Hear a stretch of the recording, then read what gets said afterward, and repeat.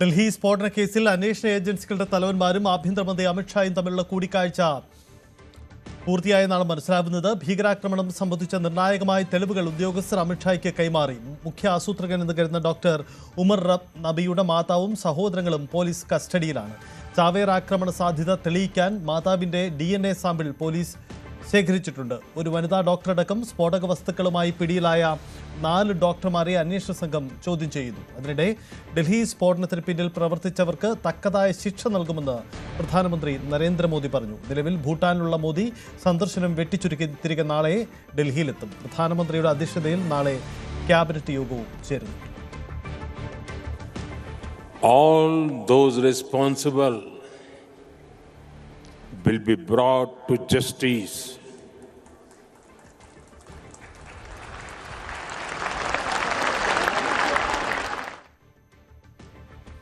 കുറ്റവാളികളെ വെറുതെ വിടില്ലെന്ന് പ്രതിരോധ മന്ത്രി രാജ്നാഥ് സിംഗും പറഞ്ഞു. സമഗ്ര അന്വേഷണത്തിന് ഉത്തരവിട്ടിട്ടുണ്ട്. ഉടൻ കുറ്റവാളികളെ നിയമത്തിന് മുന്നിൽ കൊണ്ടുവരുമെന്നും അന്വേഷണത്തിന്റെ വിശദാംശങ്ങൾ പുറത്തുവിടുമെന്നും രാജ്നാഥ് സിംഗ് വ്യക്തമാക്കി.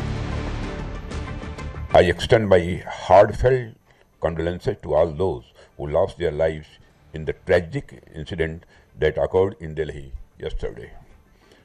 I pray to God to grant strength and solace to the bereaved families in this hour of deep grief. From this platform, I wish to assure my citizens that the country's leading investigative agencies are conducting a swift and thorough inquiry into the incident. The findings of the investigation will soon be made public. I want to formally assure the nation that those responsible for this tragedy will be brought to the justice and will not be spared under any circumstances. Abhilash Radhakrishnan ചേരുന്നു. അഭിലാഷ്, ആഭ്യന്തരമന്ത്രിയുടെ യോഗം പൂർത്തിയായെന്നാണ് മനസ്സിലാവുന്നത്. അങ്ങനെയെങ്കിൽ ഔദ്യോഗികമായ ഒരു വിശദീകരണം നമുക്ക് പ്രതീക്ഷിക്കണോ? അന്വേഷണ വിവരങ്ങളൊക്കെ ആഭ്യന്തരമന്ത്രിയെ ഉദ്യോഗസ്ഥർ ധരിപ്പിച്ചിട്ടുണ്ടാവണം അല്ലേ?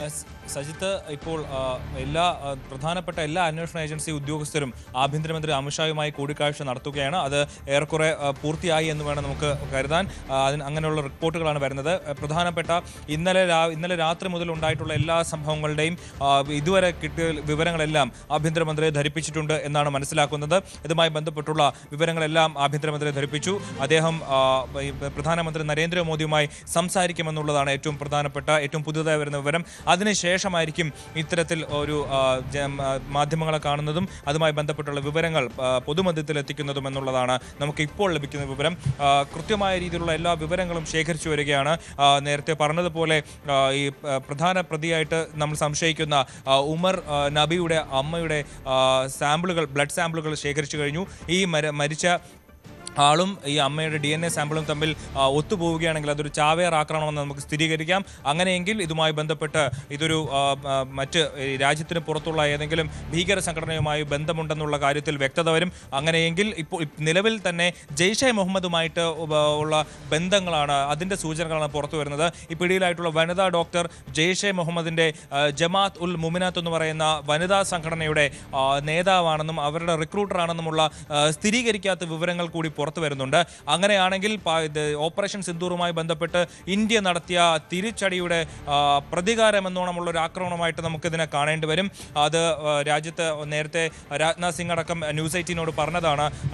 ഓപ്പറേഷൻ സിന്ദൂർ അവസാനിച്ചിട്ടില്ല. ഏതെങ്കിലും തരത്തിൽ ഇനിയൊരു ആക്രമണം ഇന്ത്യക്ക് നേരെ ഉണ്ടായാൽ അതൊരു യുദ്ധമായി കണക്കാക്കുമെന്ന് രാജ്നാഥ് സിംഗും പ്രധാനമന്ത്രിയും നേരത്തെ പറഞ്ഞിരുന്നതാണ്. അങ്ങനെയെങ്കിൽ കൂടുതൽ തിരക്കിട്ട നടപടികളിലേക്ക് രാജ്യത്തിൻ്റെ സേന പ്രതിരോധ സംവിധാനങ്ങളെല്ലാം കടക്കുമെന്നുള്ള സൂചനകൾ പുറത്തു വരുന്നു. ഇപ്പോൾ നടന്ന നിർണായകമായ ഒരു യോഗമാണ് കഴിഞ്ഞത്. NIA, അതുപോലെ Delhi city police commissioner, intelligence മേധാവി, ജമ്മു കാശ്മീർ DGP തുടങ്ങിയിട്ടുള്ള എല്ലാ ഉന്നത ഉദ്യോഗസ്ഥരും ആഭ്യന്തരമന്ത്രി അമിത്ഷായെ കണ്ടു, കൃത്യമായ വിവരങ്ങൾ ധരിപ്പിച്ചു. നമുക്കറിയാം, ഇന്നലെ ഈ ഒരു സംഭവം നടന്ന സമയത്ത് ആഭ്യന്തരമന്ത്രി അമിത്ഷാ നേരിട്ടെത്തി സ്ഥിതിഗതികൾ വിലയിരുത്തിയിരുന്നതാണ്. അതുമായി ബന്ധപ്പെട്ട് കൃത്യമായ റിപ്പോർട്ടുകൾ ഇന്ന് തന്നെ ഹാജരാക്കണമെന്ന് അദ്ദേഹം ഉത്തരവിട്ടിരുന്നു. അതിന് പിന്നാലെയാണ് ഇന്ന് രാവിലെ 9:30 ഒരു മീറ്റിംഗ് വയ്ക്കുമെന്ന് പറഞ്ഞിരുന്നത്. എന്നാൽ അത് 1.5 മണിക്കൂർ നീണ്ടു 11 മണിയിലേക്കാകുന്നു. ഈ സമയത്തിനുള്ളിൽ ഇന്ന് രാവിലെ സമയത്തിനുള്ളിൽ തന്നെ ഇതിൻ്റെ മുഖ്യ ആസൂത്രകനെന്ന് കരുതപ്പെടുന്ന അവരുടെ കുടുംബത്തെയും സഹോദരങ്ങളെയും അടക്കം പോലീസിന് ചോദ്യം ചെയ്യാൻ കഴിഞ്ഞു. മാത്രമല്ല ഇതിൽ ഒപ്പമുണ്ടായിരുന്ന കൂട്ടാളികളെ 4 പേരെ ജീവനോടെ പിടികൂടാൻ കഴിഞ്ഞു എന്നുള്ളത് പോലീസിനെ സംബന്ധിച്ച്, അന്വേഷണ സംഘത്തെ സംബന്ധിച്ച് ഏറ്റവും നിർണായകമായ അഭിനന്ദനാർഹമായ കാര്യമാണ്. ഇവരുടെ കയ്യിൽ നിന്ന് നിരവധി സ്ഫോടക വസ്തുക്കളും തോക്കുകളും അടക്കം പിടികൂടിയത് ഏറ്റവും നിർണായകമായ കാര്യമാണ്. അങ്ങനെയെങ്കിൽ ഇത്തരത്തിൽ രാജ്യത്തിന് പുറത്തുനിന്നുള്ള സംഘടനയിലേക്ക് കാര്യങ്ങൾ നീങ്ങുന്നുവെന്നാണ് നമുക്ക് ഈ മണിക്കൂറിൽ ലഭിക്കുന്ന സൂചന. അതുമായി ബന്ധപ്പെട്ടുള്ള വിവരങ്ങളാണ് NIA അടക്കം ഇപ്പോൾ ആഭ്യന്തരമന്ത്രിക്ക് കൈമാറിയിരിക്കുന്നത് എന്നുള്ളതാണ് ഏറ്റവും പ്രധാനപ്പെട്ട വിവരം. ഇപ്പോൾ മരണപ്പെട്ടു എന്ന് നമ്മൾ കരുതുന്ന, നമ്മൾ സംശയിക്കുന്ന ഉമർ നബിയുടെ ബന്ധുക്കളുടെ മൊബൈൽ ഫോൺ അടക്കം പിടിച്ചെടുത്തിരിക്കുന്നു എന്നുള്ളത് ഒരു നമുക്ക് നിർണായകമായി പറയാൻ കഴിയുന്ന കാര്യമാണ്. കാരണം മാത്രമല്ല, ഈ ഉമർ നബി എന്ന് പറയുന്ന ആളൊരു അധ്യാപകനാണ്. MBBS പഠിക്കുന്ന വിദ്യാർത്ഥികളെ ഫരീദാബാദിലെ അൽഫല കോളേജിൽ പഠിപ്പിക്കുന്ന ഒരാൾ കൂടിയാണ്. അപ്പോൾ ഇയാളുടെ സാന്നിധ്യത്തിൽ, ഇയാളുടെ വാക്കുകളിൽ വേറെ മറ്റു കുട്ടികൾ വീണിട്ടുണ്ടോ എന്നുള്ള കാര്യങ്ങളടക്കം പരിശോധിച്ചു വരികയാണ്. ഇതിനിടയിലാണ് നിർണായകമായ വിവരങ്ങളുമായി NIA അടക്കമുള്ള അന്വേഷണ ഏജൻസികൾ ആഭ്യന്തരമന്ത്രി അമിത്ഷായെ കണ്ടിരിക്കുന്നത്. നമുക്ക് വരും മണിക്കൂറുകളിൽ ഇതിൻ്റെ കൃത്യമായ വിവരങ്ങൾ, ഒരുപക്ഷെ ഒരു വാർത്താ സമ്മേളനം തന്നെ വിളിക്കാനുള്ള സാധ്യത തള്ളിക്കളയാനാവില്ല. അതിൽ നിർണായകമായ പ്രഖ്യാപനങ്ങൾ ഒരുപക്ഷെ ഉണ്ടായേക്കും. നമുക്കറിയാം, ഇപ്പോൾ രാജ്യത്തെ സംബന്ധിച്ച് ഏറ്റവും നിർണായകമായ നടുക്കുന്ന ഒരു ദുരന്തമാണ് ഉണ്ടായിരിക്കുന്നത്. നമ്മൾ ദൃശ്യങ്ങളിൽ കാണുന്നത് പോലെ ആളുകൾ തിങ്ങി നിറഞ്ഞ ഒരു സ്ഥലത്ത് അപ്രതീക്ഷിതമായ ഒരു സ്ഫോടനം ഉണ്ടാകുന്നു. 8 പേർ, അതിൽ 9 പേർ കൊല്ലപ്പെട്ടിരിക്കുന്നു. നിരവധി പേർക്ക് ഗുരുതരമായി പരിക്കേറ്റിരിക്കുന്നു. ആളുകൾ തിങ്ങി നിറഞ്ഞ സ്ഥലത്ത് വളരെ പെട്ടെന്ന് ഒരു സ്ഫോടനം. ആ സ്ഫോടനത്തിന്റെ ആഘാതത്തിൽ 8 കാറുകളും നിരവധി ബൈക്കുകളും ഓട്ടോറിക്ഷകളും അടക്കം നശിച്ചു പോകുന്ന ഒരു സാഹചര്യം.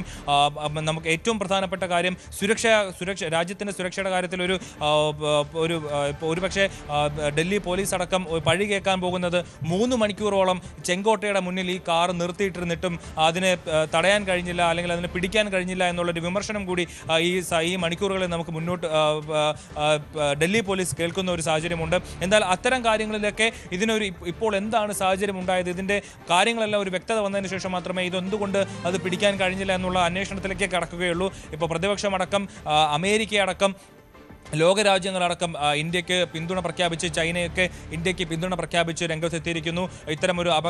ഇത്തരമൊരു ദാരുണമായ സംഭവം അതൊരിക്കലും നടക്കാൻ പാടില്ലാത്തതെന്നടക്കം, മാത്രമല്ല അമേരിക്കയുടെ ഏജൻസികൾ, സ്പൈ ഏജൻസി ആയിട്ടുള്ള CIA അടക്കം ഇന്ത്യക്ക് ഈ കാര്യത്തിൽ കൂടുതൽ അന്വേഷണത്തിന് സഹായം നൽകുമെന്നുള്ള വിവരങ്ങൾ കൂടി പുറത്തു വരികയാണ്.